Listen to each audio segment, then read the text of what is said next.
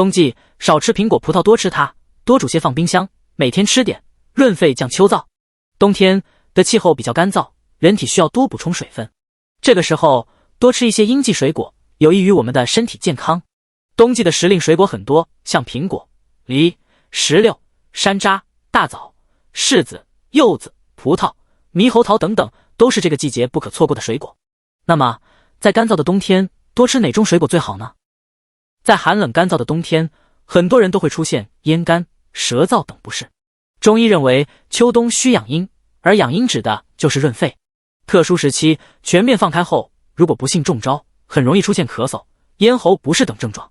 而冬天的梨甜脆多汁，正是冬季润肺剧燥的最佳食材之一。梨的品种繁多，而在众多品种中，我家最爱吃的就是秋月梨了。秋月梨是一种引进于日本的杂交的梨类品种，因其恰逢中秋时节成熟，故得名秋月梨。秋月梨的个头特别大，单个重量在7-8两左右，因其汁多、味甜、核小、口感佳，受到很多人的喜爱。秋月梨的营养极其丰富，含有丰富的维生素 B、维生素 C、膳食纤维、果胶以及钾、钙等微量元素，被誉为百果之宗。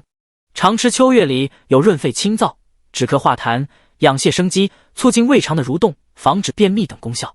秋月梨除了可以直接食用之外，还可以做成秋梨膏，做法分享给大家。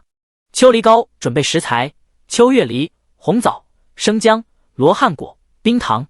具体做法：一取几个秋月梨，清洗干净后去皮，擦成细丝，装入盆中。取几颗大枣，清洗干净，去核，切成小块。取一块生姜，切成姜丝。取几个罗汉果，掰成小块。将所有食材放入锅中，加入90克冰糖，大火煮开后转为小火，慢炖30分钟后关火。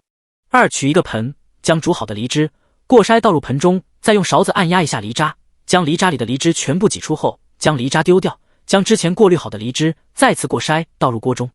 三调为大火，将梨汁煮开后，用勺子将表面的浮沫撇除干净，转为小火熬50至70分钟，最后10分钟要不停地用勺子搅拌，防止粘锅底。